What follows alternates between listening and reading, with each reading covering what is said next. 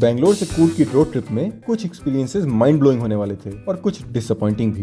Trip से हमने जो सीखा और जाना था वो शेयर करने के लिए हमने कूर्ग के टॉप 10 प्लेसेस और आइटनरी के वीडियोस बनाए जिन्हें लोगों ने बहुत प्यार दिया।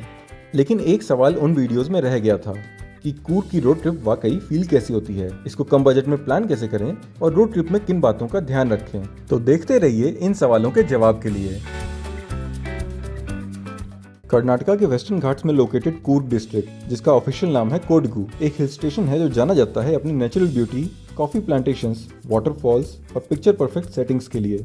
मडिकेरी कूर्ग का मेन टाउन है। सारी टूरिस्ट प्लेसेस मडिकेरी से आसानी से कवर की जा सकती हैं। हमारा टारगेट था कूर्ग की लश ग्रीनरी और वाटरफॉल्स को एंजॉय करना, और इसके लिए मानसून से बेस्ट क्या हो सकता है।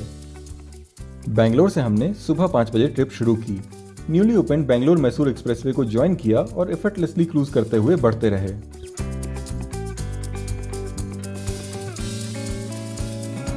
एक्सप्रेसवे वैसे तो बहुत स्मूथ और फन टू ड्राइव है, लेकिन ओल्ड हाईवे के अलोंग बीडीडी और रामनगर में जो ढेर सारे अमेजिंग रेस्टोरेंट्स मिलते थे वो मिस हो जाते हैं। बट एनीवे, एक्सप्रेसवे NH275 का ही हिस्सा है और NH275 सीधे कूर्ग तक ले जाता है। रोड कंडीशंस भी अच्छे हैं।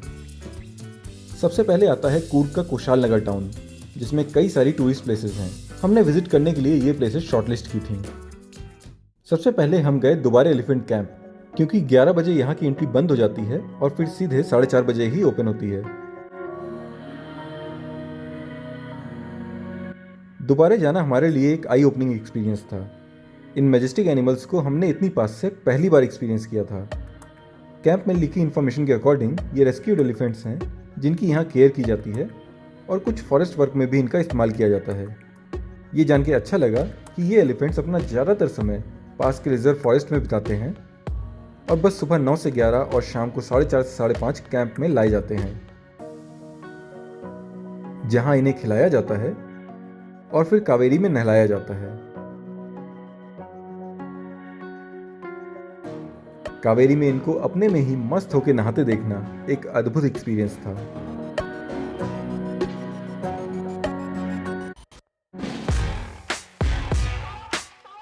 दोबारे के बाद हम गए पास में ही लोकेटेड चिकली होली रिजर्वॉयर।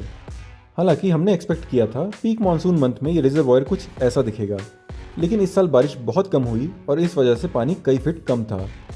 हमने कूर्ग की मानसून ट्रिप यहाँ की ग्रीनरी और लश वाटरफॉल्स देखने के लिए प्लान की थी, लेकिन अब लग रहा था वाटरफॉल्स भी शायद सूखे ही मिलेंगे। हमने पैक्ड लंच यहीं पे खाया और फिर गए अपने अगले स्टॉप पे।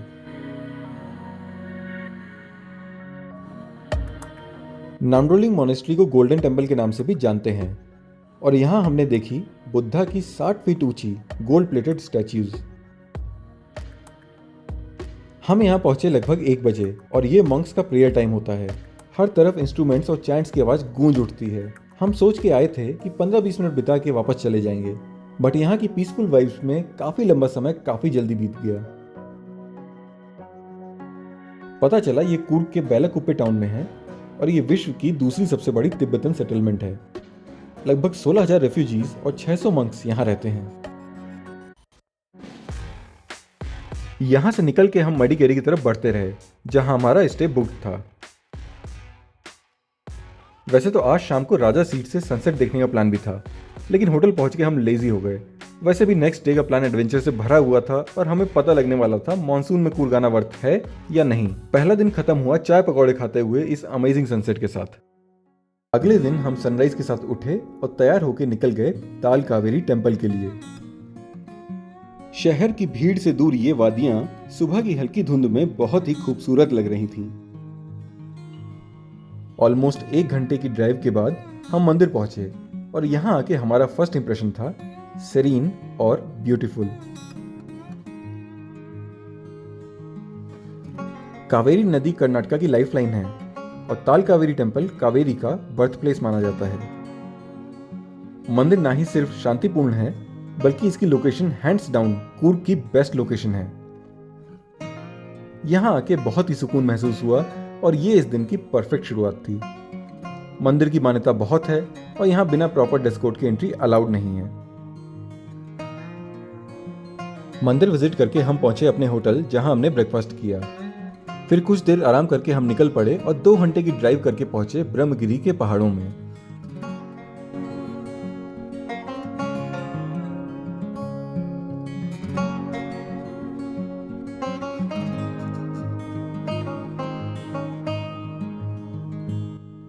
एंट्री से कुछ मिनट का आसान वॉक किया और फिर हमें दिखा इरुपु वाटरफॉल। ये एक कैस्केडिंग वाटरफॉल है, यानी पानी कई लेवल्स पे एक के बाद एक नीचे गिरता है। वाटरफॉल बहुत ही सुंदर था, लेकिन फ्रैंकली इस साल यहाँ पानी का लेवल टिपिकल मानसून टाइम से कम था। फिर भी जंगल के बीच स्थित ये वाटरफॉल आज तक का हमारा सबसे सुंदर वाटरफॉल एक्सपीरियंस था। हमने कुछ घंटे इरुपु पे बिताए और सनसेट होने के साथ ही निकल पड़े वापस मडिकेरी की तरफ। थर्ड डे सुबह ही हम चल दिए मडिकेरी के सबसे पॉपुलर वाटरफॉल को देखने के लिए। कॉफी प्लांटेशंस के थ्रू 5 मिनट का वॉक करते हुए हम पहुंचे इस चमकदार पानी वाले वाटरफॉल पे। एबी फॉल्स की सुंदरता मॉनसून और पोस्ट मॉनसून के महीनों में निखर के आती है।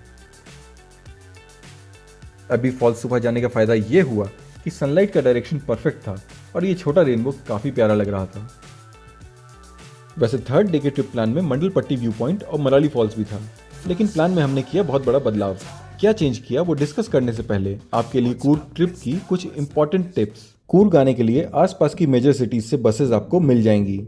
नियरेस्ट एयरपोर्ट और रेलवे स्टेशन मैसूर में है, लेकिन मैंगलोर या बेंगलोर आके भी आप कूर्ग ट्रिप आसानी से प्लान कर सकते हैं।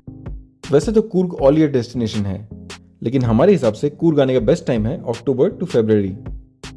समय कम हो तो आप कूर्ग एक दिन में भी घूम सकते हैं, लेकिन 2 से 3 दिन आइडियल होंगे। और आप यहाँ आके बाइक्स रेंट पे ले सकते हैं या टैक्सी हायर कर सकते हैं। अगर आप खुद ड्राइव करके आ सकते हैं तो जरूर आइए, क्योंकि ये आपकी फेवरेट रोड ट्रिप बन जाएगी। होटल्स मडिकेरी में ही लें, इससे आप सारी टूरिस्ट प्लेसेस आसानी से कवर कर पाएंगे। बजट आपकी चॉइसेस पे डिपेंड करेगा। इस ट्रिप में हमने पेट्रोल और टोल पे खर्च किए 6,000 रुपये, होटल में 2 नाइट स्टे का 5,600 रुपये, खाने पीने का 3,000 रुपये, टिकट्स और पार्किंग का लगभग 400 रुपये। टोटल 15,000 रुपये 2 लोगों के लिए, यानी पर पर्सन 7,500 रुपये। हमारा मेजॉरिटी ऑफ खर्च होटल्स और ट्रांसपोर्ट में ही हुआ, इसलिए अगर ये ट्रिप आपको कम बजट में करनी है तो आप पब्लिक ट्रांसपोर्ट लीजिए, कूर्ग आके बाइक रेंटल्स पे लें और होटल में बजट ऑप्शंस चुनें। हाँ, तो वापस आते हैं। मंडलपट्टी की अप्रोच रोड्स बहुत बम्पी हैं और मलाली फॉल्स में भरपूर पानी दिखने की आशा कम थी, इसलिए ये दोनों प्लेसेस स्किप करके हमने डिसाइड किया अपनी जर्नी को आगे कंटिन्यू करते हैं। और क्योंकि ये सावन का महीना था तो महादेव की नगरी मुर्देश्वर जाके दर्शन कराने का मन भी बन ही गया। आगे जाके इस जर्नी में हमने द फेमस जॉग वाटरफॉल और एक तरफ नदी और एक तरफ समुद्र वाले मारावंते बीच को भी एक्सप्लोर किया। हमारी कूर्ग की रोड ट्रिप बहुत यादगार थी, लेकिन ये एक परफेक्ट आइटनरी नहीं थी। हमने जो सीखा और जाना, उससे हमने एक परफेक्ट कूर्ग आइटनरी डिजाइन की है, जिसको इस वीडियो में देखें। मुर्देश्वर ट्रिप को कंटिन्यू करेंगे नेक्स्ट वीडियो में। प्लीज लाइक और सब्सक्राइब करें। Thank you for watching.